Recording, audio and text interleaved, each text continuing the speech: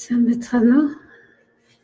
За, хэрэг намайг хараад сонсож байгаа бол нэмэг тавиараа.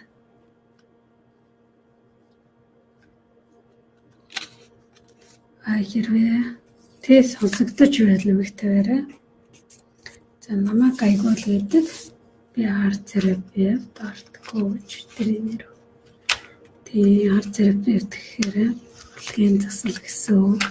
Маш олон чиглэлээр би хүмүүст ажилладаг.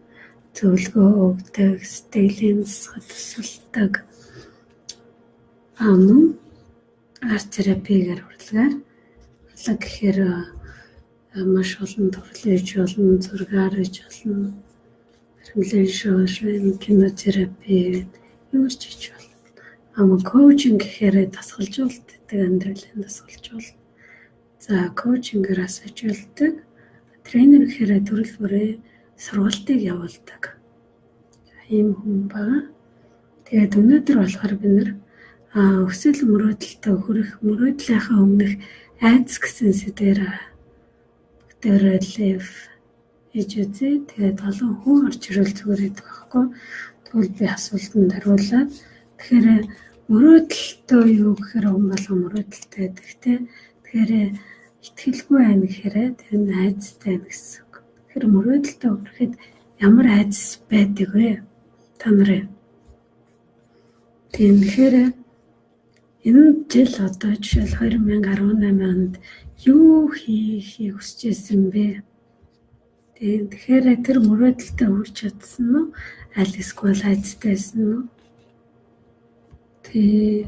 Магадгүй хүрээгүй байгаа болвол тэрэндээ хүрэхэд юу хамгийн жижигхэн алхам байх вэ гэж асуугаар жижигхэн алхамаас эхлээд заримдаа бид нэг том алхам хийх гэдэг. Тэгээд энэ жижигхэн алхмыг хийхэд зориг хүрч ийн үү гэж өөрөөсөө асуугаарай. Тэгээд зориг хүрч ийн гэх юм бол хизээ зориглоод энийг хийх вэ? Тэгээд энэ жижиг алхмаа хийчихвэл би ямар хүн болох вэ? Ямар хүн болохоор би өөрийнхөө хүсдгээр өглөө босоод дасгалаа хийдэг болж эсвэл өөрийнхөө хүсэл мөрөөдөлтөд олжвол би өөрийгөө ямар хүн гэж бодож эхэлэх вэ? Хацтай хүн, баяр баясгалантай хүн, мөрөөдөлтөд зорилготой хүн. Тэгэхээр бид нар бол ийм гоё хацтай зорилготой мөрөөдөлтөй хүн болохыг хүсдэг байна шүү дээ. Тэгээд ийм хацтай гэж хэлүүлэхэд бол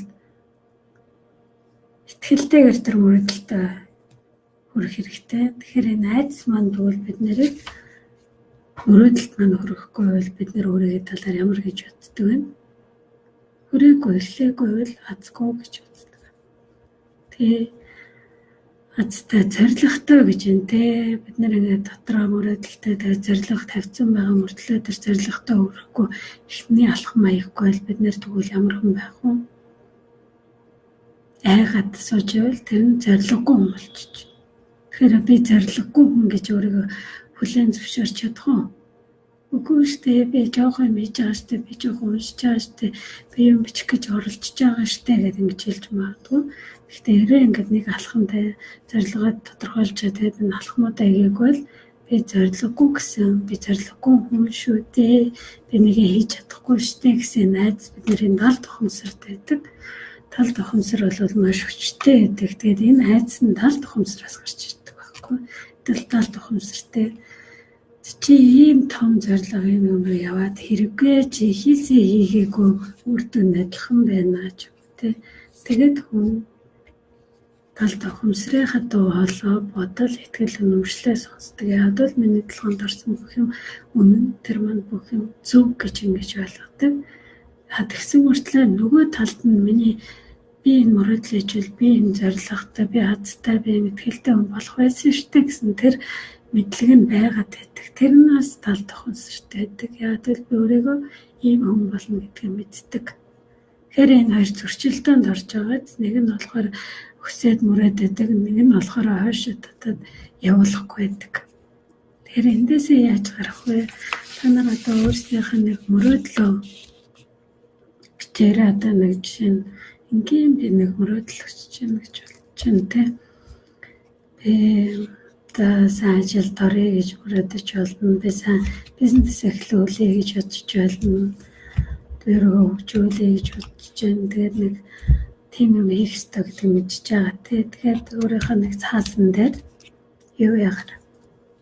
Зорилгоо биччих. Би одоо юу хийж байна гэдэг. Мөрөөдлөө зорилгоо биччих.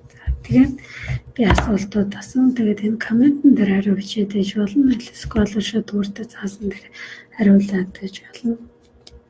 Жишээ нь ёсэл мөрөөдлөө тодорхойлчлоо би юм гадаадд сурья гэж бодож болно те. Тэгэхээр гадаадд сурья гэх юм бол тэн зорилго тавьсан би гадаадд сурна. Тэгэхээр би одоо тэр сургууль тийм мэрэгчлэр сурна гэдэг нэг тодорхой юу байна уу? Тэгээд тэрнийг бичээрэй. Тэгээд хэрэг байгаа мөртлөө тэгээд одоо яагаад хийхгүй байна гэдгийг эндээс жоохон асууж үзье. Хэрэг би энэ зорилго мөрөөдлөөгөө тэмүүлэхгүй өсөл мөрөөдлөгөө тэмүүлэхгүй юу болох вэ? Тэмүүлэл юу болох вэ гэдэг нь бүгдийг нь үзье. Тийм асуултуудыг өөрийнхөө бүх зорилго өсөл мөрөөдөл дээр асууж үзээрэй. Жишээ нь англи хэлний сургуульд суух тий гадаадд сурна гэж байгаа юм бол хэрэг би энэ мөрөөдлөө хэрэгжүүлвэл энэ хүслээ хэрэгжүүлвэл энэ зорилгоо бичсэн цаасан дээр бичсэн зорилгоо хэрэгжүүлэх юм бол юу болох вэ? Тэгээд бичээрэй цаасан дээр юу болох вэ? Би энэ хүсэл мөрөөдөлд орчвол англи хэлний сургуульд суучвал би болох вэ? Ямар зүйл, ямар өөрчлөлт миний амьдралд ирж байна? Тэр бүгнийг жагсааж бичээрэй. Тэгээд комментэн дээр бичиж болно. Чин гадаадд явчлаа гэвэл миний амьдрал өөрчлөгдөв. Би шинэ орчинд орж байна, сэтгэлгээтэй болж байна, шинэ мэдлэг зүйл болж байна. Өөр юм юу болж байна? За бүгдийг жагсааж бичээрэй. Дараа нь энэ видеог зогсоочоод дараагийнх дээр нь хэрэг би энэ мөрөөдөлтөө тэмүүлэхгүй тий одоо жишээ нь гадаадд сурна, англи хэл сурна гэдэг ингээд тэмүүлэхгүй боллоо ерөөс гэх юм бол юу болох вэ? Би энэ зорилгоосоо татгалцсан үед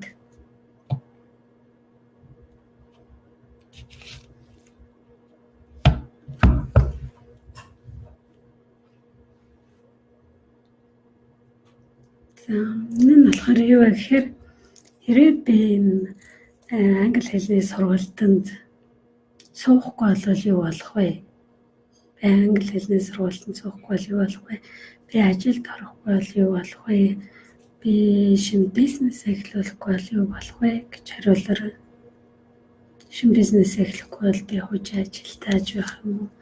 Эсвэл өсөл мөрөөдөлгүй байх уу гэд бүх ингээд толгоонд орж ирсэн бодлого тавьчаарай. Дараагийн асуулт нь юу вэ гэхээр хэрвээ би энэ зорилгоо хэрэгжүүлчихвэл юу болохгүй вэ гэж хариулна.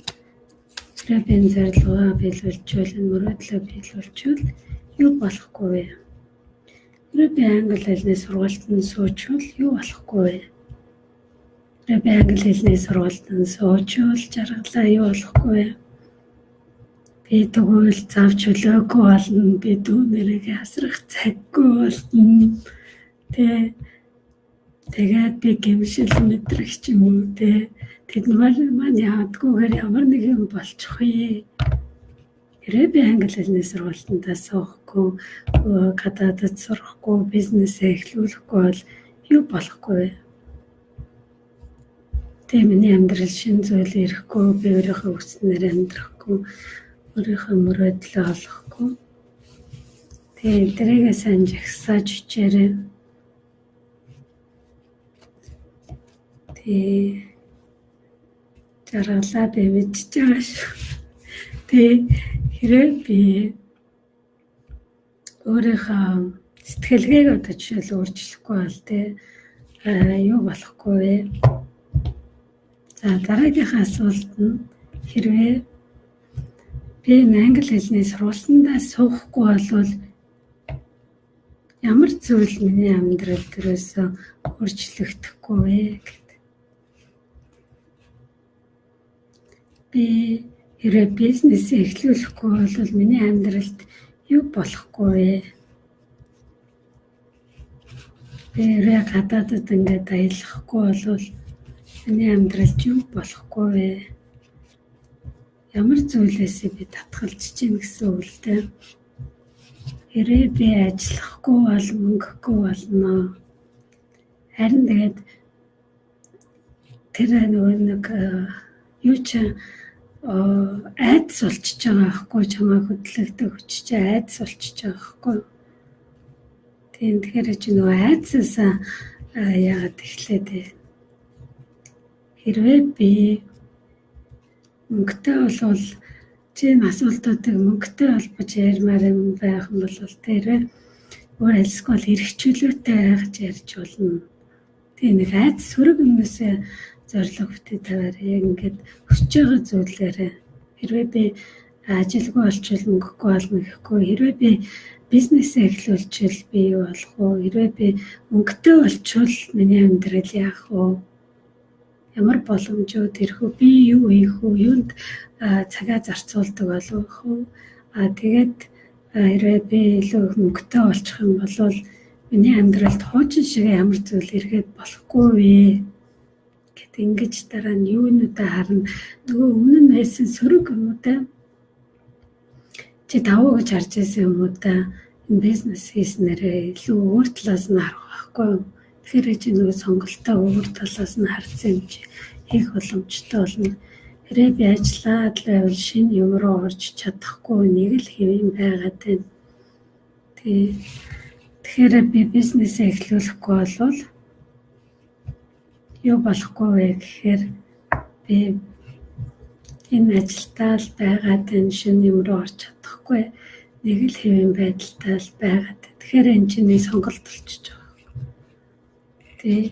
Тэгэхээр одоо чи нөгөө өөрийнхөө бизнесээ мөрөөдөл хүслээ бодоод би тэднэр дээрээ хэрэг би эсвэл мөрөөдлөө биелүүлчих юм бол миний амьдралд юу болох вэ?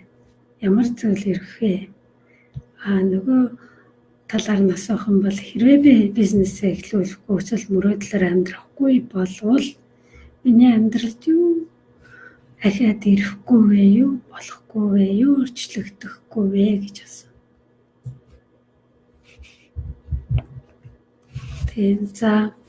Тэгвэл эхний алхам ямар алхам хийвэл миний амьдралд маш их өөрчлөлт орох вэ? Ямар ихний жижигхэн алхам хийвэл миний амьдралд энэ жил их өөрчлөлт орох гэдэг юм вэ?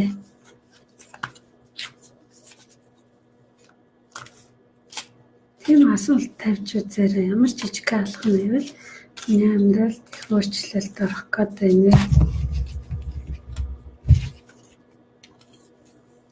Үүнтэй холбоотойгоор ямар жижигхэн алхам вэ?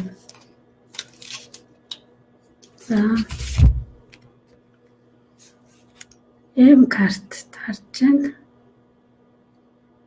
Жаргалаа. Тэгвэл энийг хараад ямар жижигхэн алхам хийх хэрэгтэй байна? Жаргалаа чимээ. Энэ зургийг хараад ямар жижигхэн алхам хийвэл би өсөл мөрөөдөлтөд хүрэх үү?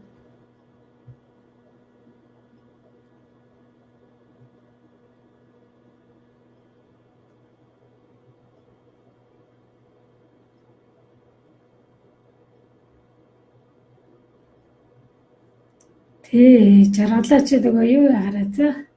Тасгалжуулалтанд орж ирээрэй за. Цаг гаргаад метр юм маргааш ч юм орж ирээрэй. Тэгвэл би ч юм энэ тал дээр нэ за.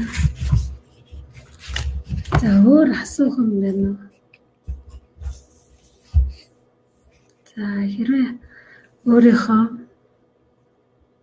өсөл мөрөөдлөө гэж агсааж бичих юм бол өөрийгөө таньж мэдчих болно тийм. За гэж. Тэгээ цагаа биччихээрэй за. За төр болцлоо. За орж ирсэнтэй баярлалаа.